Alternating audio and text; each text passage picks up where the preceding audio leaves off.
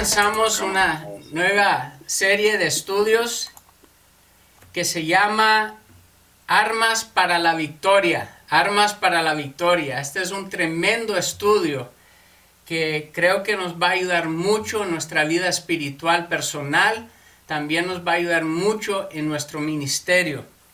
Y vamos a entrar en mucho detalle sobre las armas que Dios nos ha dado, básicamente enfocando en Efesios 6. Ahora tal vez tú vas a decir, bueno, yo los he estudiado y yo ya sé de eso. Casi te puedo prometer que vas a aprender cosas nuevas, porque definitivamente al estudiar el tema, yo aprendí muchas cosas nuevas sobre este tema.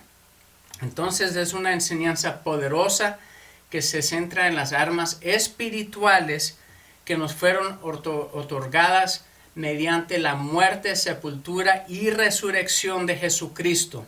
Algunos de los temas que vamos a tocar son Dios es un guerrero, que lo vamos a tocar hoy, poder para la lucha, cómo vestirse con toda la armadura de Dios, no es lo que tal vez muchos han pensado.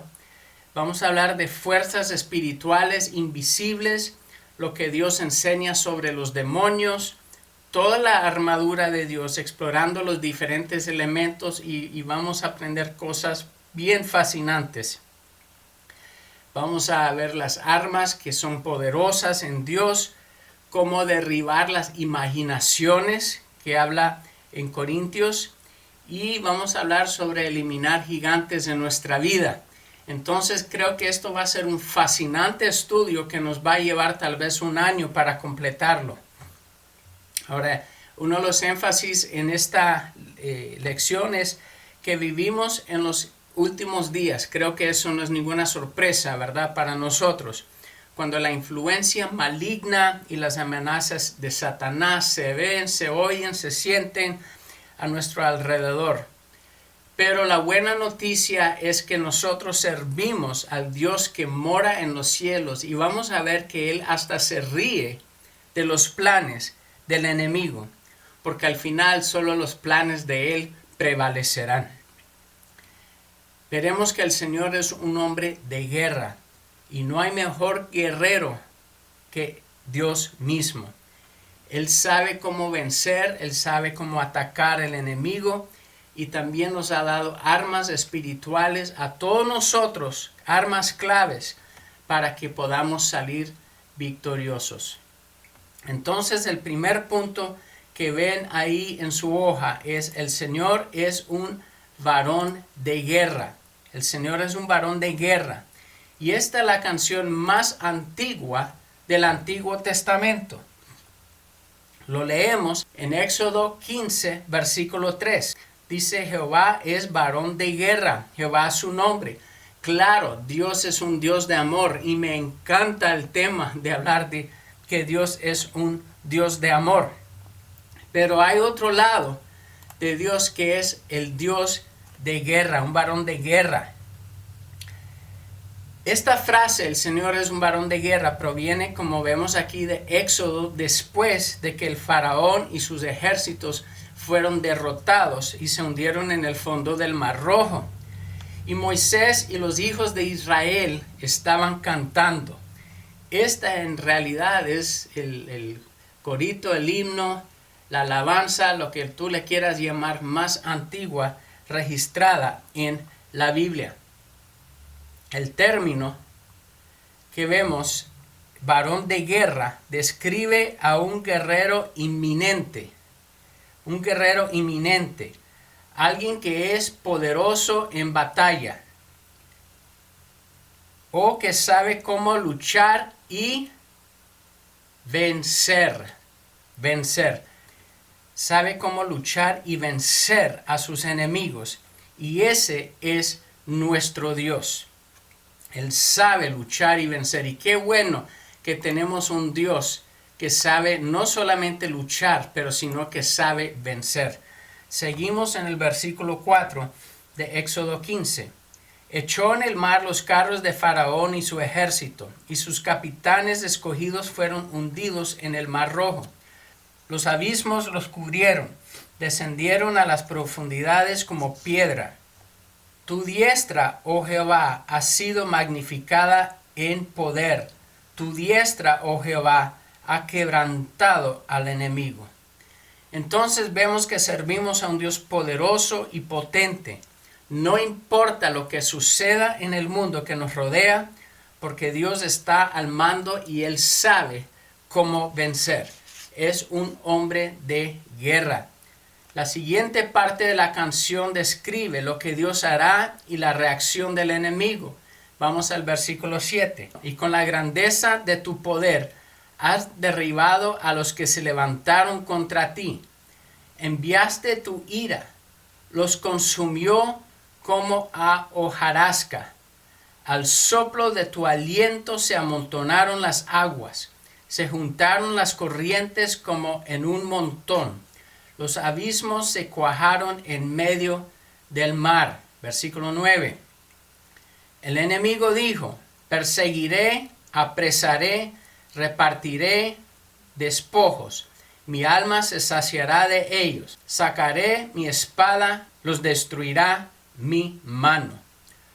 Hoy nuestros enemigos están diciendo lo mismo que dijeron en los días de Moisés.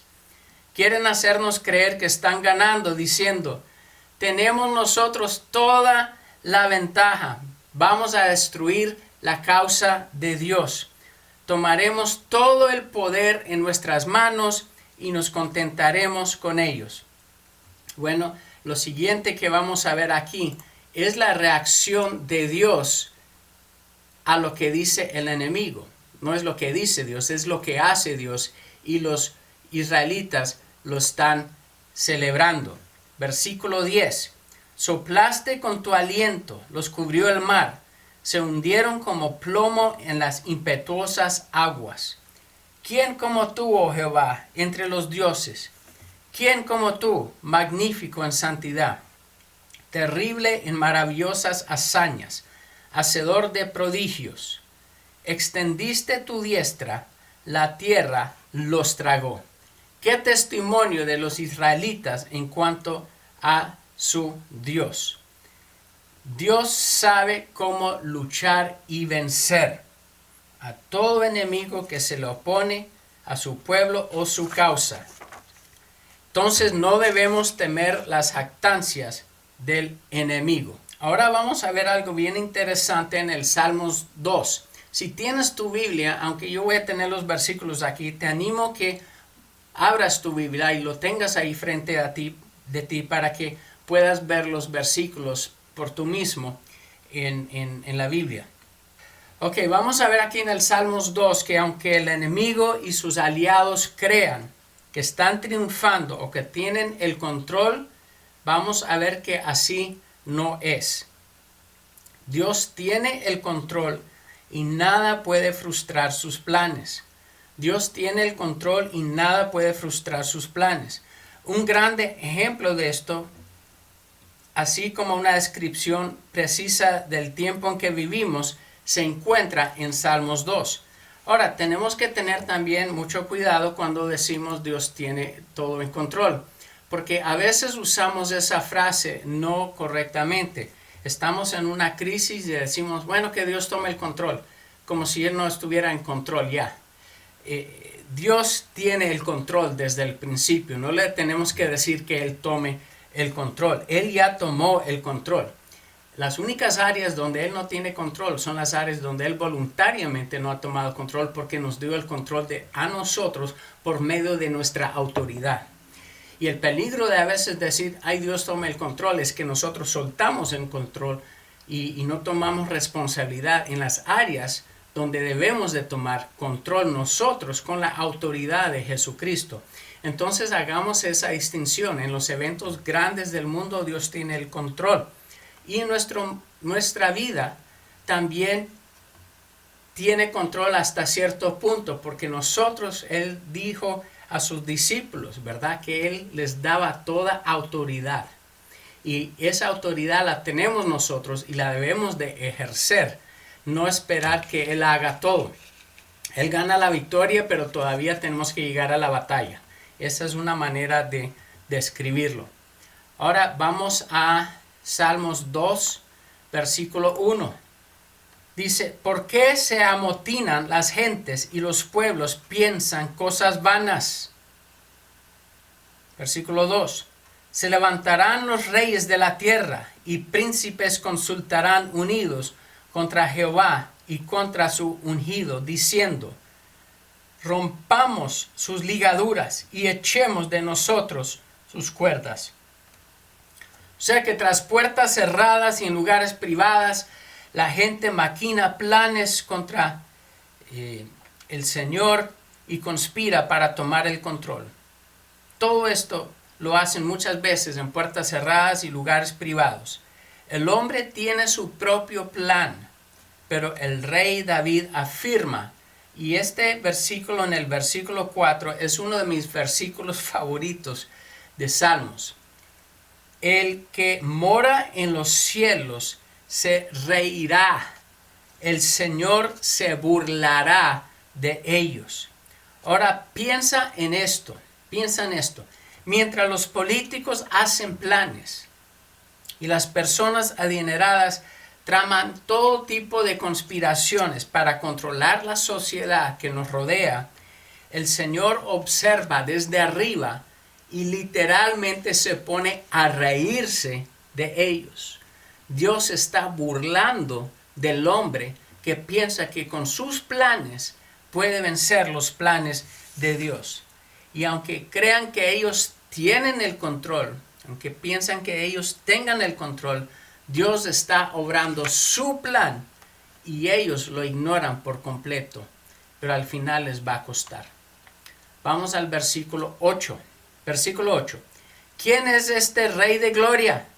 Jehová el fuerte y valiente, Jehová el poderoso en batalla. ¿Quién es el Rey de gloria? Jehová el fuerte, Jehová el poderoso en batalla.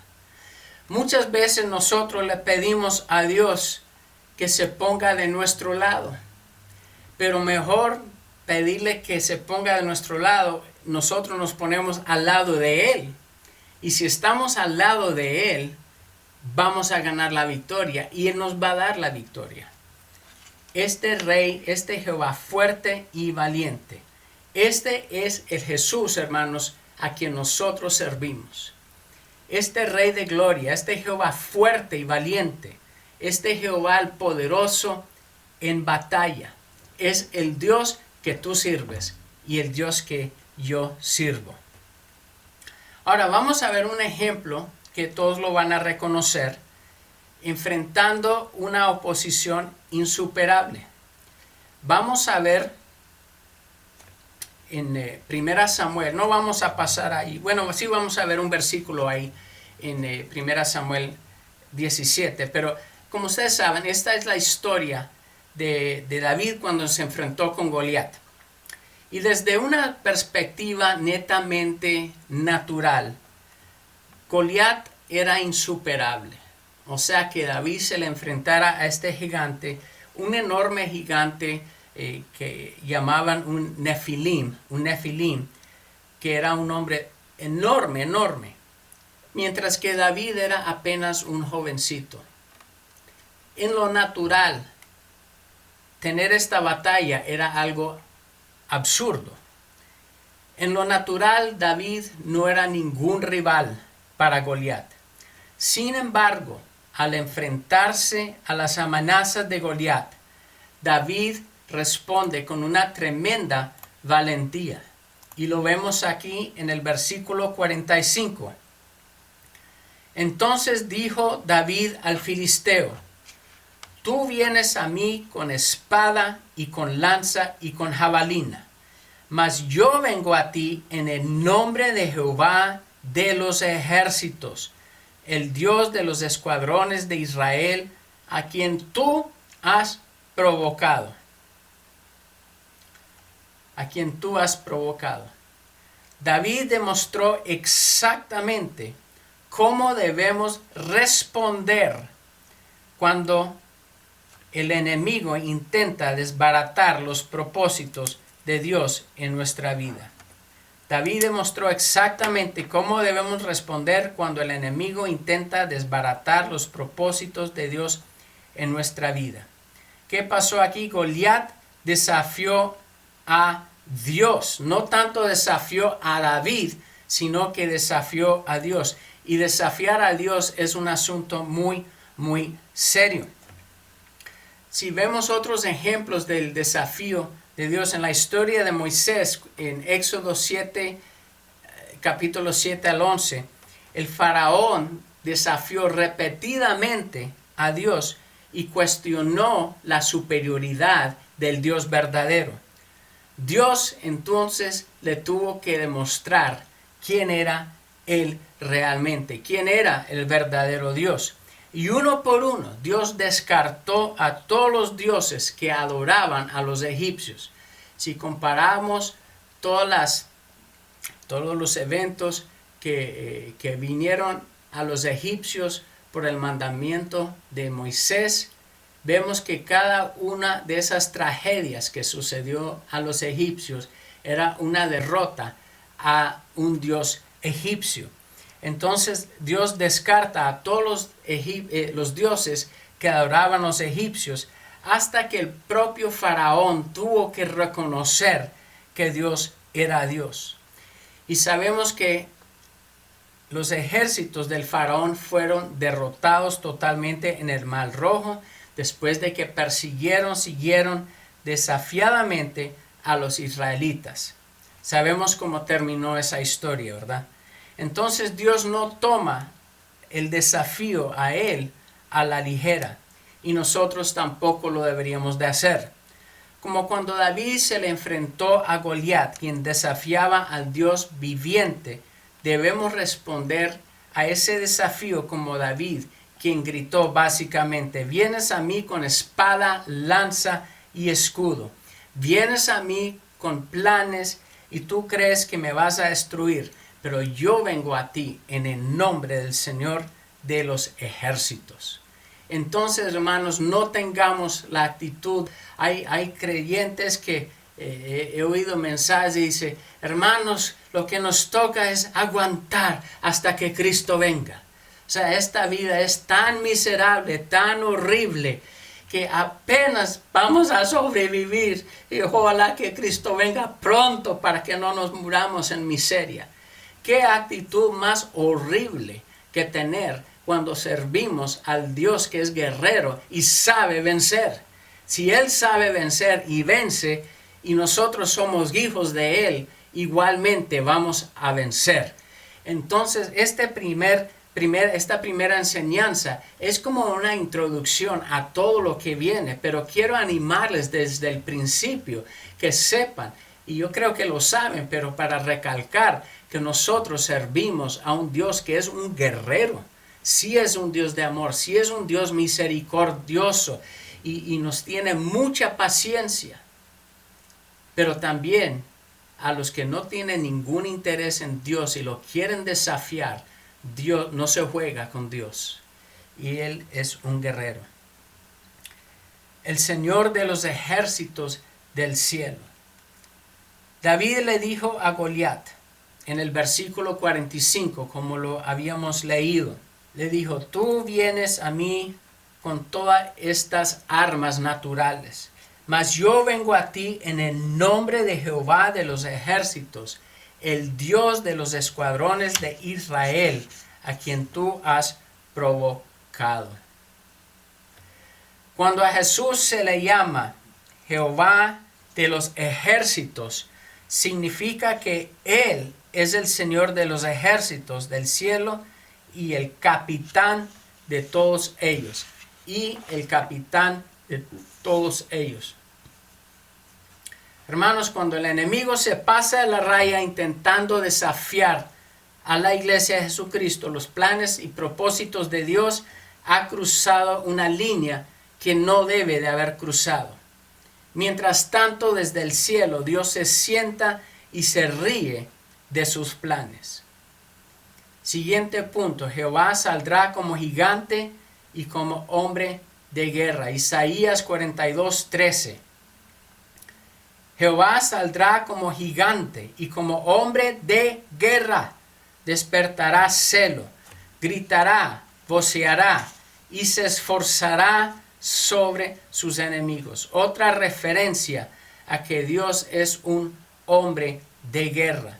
En Éxodo vimos que lo llamaba un joven de guerra, pero aquí vemos que lo llama un hombre de guerra. Un hombre de guerra. No lo llamó un joven, perdón, lo llamó un varón de guerra en Éxodo. Un varón de guerra. Y aquí lo llama un hombre de guerra. Entonces el punto aquí es que en cada situación en la que el enemigo se levante para desafiar a Dios, Dios prevalecerá. Como hombre de guerra, prevalecerá política, económica y espiritualmente. Él sabe cómo luchar y eliminar al enemigo. También hay ejemplos en el Nuevo Testamento. Si vemos en Lucas 2, habían pastores que cuidaban sus ovejas, cuidaban sus rebaños por la noche. Y de repente, imagina tú eres un pastor ahí con tus rebaños, todo callado, nada nunca pasa, todas las noches son iguales, y de repente el ángel del Señor se aparece y da este mensaje bien fuertemente en los cielos. Dice, y repentinamente apareció con el ángel una multitud de las huestes celestiales. Ya no era solo un ángel, era un ejército completo, un ejército celestial. De repente aparecieron todos los ejércitos del cielo. ¿Por qué se aparecieron todos estos del ejército celestial de repente? Porque el Creador había nacido en Belén. Aunque era un bebé, en ese momento también era el comandante en jefe que había venido a la tierra con una misión. Era el capitán, era el general de todas las fuerzas celestiales, y todos los ángeles habían aparecido en su nacimiento para saludarle en su misión. Reconocieron quién era. Bueno, ¿por qué vino este Dios, este Jesús al mundo? Eso lo vemos en 1 Juan 3:8. Para esto apareció el Hijo del Hombre, para deshacer las obras del diablo. Para deshacer las obras del diablo. Ese fue su propósito. Ese fue su propósito. Deshacer las obras del diablo. Ahora, es bien interesante esta palabra deshacer. La palabra deshacer es muy importante porque es una forma de la palabra griega luo, y significa aflojar, liberar, desatar o desenredar. Que esa palabra deshacer que vimos en 1 Juan 3:8, donde dice el Hijo del Hombre vino para deshacer las obras del diablo, es la palabra griega luo, que significa aflojar, liberar, desatar o desenredar. Ahora, interesante porque un ejemplo de esa misma palabra griega usada en otro lugar en el Nuevo Testamento es en Juan 1:27. En Juan 1:27, cuando Juan el Bautista le dijo a Jesús que él no era digno de desatar los zapatos de Jesús. La palabra desatar, como dije, es luo. Cuando se desatan los zapatos, los cordones se deshacen y al deshacerse se aflojan. Y con el tiempo, o muy rápido, se aflojan tanto que pierden su agarre y comienzan a caerse los zapatos de los pies. ¿Por qué? Porque están desatados. Y eso es lo que vino a hacer Jesús, desatar, deshacer las obras del diablo, para que el diablo, como un zapato que cae del pie cuando está desatado, aflojado, las obras del diablo van a caer, desatarse de nosotros y se van a hacer. Qué lindo el propósito de Dios para hacer esto. Entonces, podríamos traducir este versículo que lo había puesto antes. Podríamos traducirlo, esta es la versión Renner.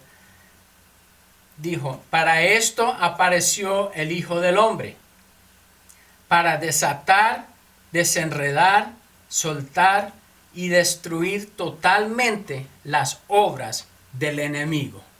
Para destruir totalmente las obras del enemigo. Qué lindo lo que Dios hizo por nosotros en la vida de Jesús. O sea que Jesús destruyó totalmente los principados y potestades con su muerte, sepultura y resurrección. Y vamos a ver, a veces me quiero adelantar en los estudios porque son tan fascinantes. Aunque el enemigo crea que su plan funcionará e intente desbaratar los propósitos de Dios, la realidad es que servimos a un hombre de guerra, a un hombre de guerra. Y recordamos donde comenzamos, Éxodo 15:3, Jehová es varón de guerra. Jehová es varón de guerra, Jehová es su nombre. Bueno, si sientes como muchos que el mundo se ha vuelto loco, la verdad es que de muchas maneras el mundo se ha vuelto loco. En muchos lugares del mundo no saben ni siquiera qué es una mujer o qué es un hombre. Están confundidos con esto. Pero la Biblia de hecho dice que se oscurecerá mucho más entre ahora y la segunda venida de Cristo. Pero mientras el mundo, hermanos, se oscurece, la iglesia de Dios será resplandeciente. Y eso es lo que tenemos que siempre recordar. ¿Por qué? Porque el Señor no cambia, el Señor no se inmuta. Él es un guerrero inminente, poderoso en batalla. Es el Señor de los ejércitos. No importa lo que estés enfrentando personalmente, o en tu ministerio, o en tu familia. Dios es un guerrero victorioso al que sirves y su nombre es Jesús. Bueno, ya para terminar, les dejo con este pensamiento. En lugar de deprimirnos, debemos regocijarnos. En lugar de deprimirnos, debemos regocijarnos, porque Jesús vencerá al enemigo y se saldrá con la suya en tu vida y en esta era. La palabra Señor describe a alguien que tiene la máxima autoridad en todos los ámbitos, visible, invisible y real. Él es la máxima autoridad en todas las áreas. Ese es el Jesús a que tú y yo servimos. Poderoso en la batalla y Señor de todo. Entonces, les dejo esto como la introducción a este estudio. En el futuro, la próxima clase, vamos a comenzar a hablar de preparando para la batalla. No se lo van a querer perder, porque es tan fascinante. Después vamos a tocar ser fuerte en el Señor y poner tu armadura. Bueno, si tienes el manual, puedes ver lo que viene por delante. Pero de verdad es un estudio muy, muy fascinante. Entonces, hermanos, yo los dejo. El estudio ha sido un poquito corto hoy, a comparación de otras, pero creo que no se van a enojar. Y espero que les haya sido de bendición, porque al final de cuentas, hermanos, salimos ganando con nuestro Señor Jesucristo. Dios les bendiga.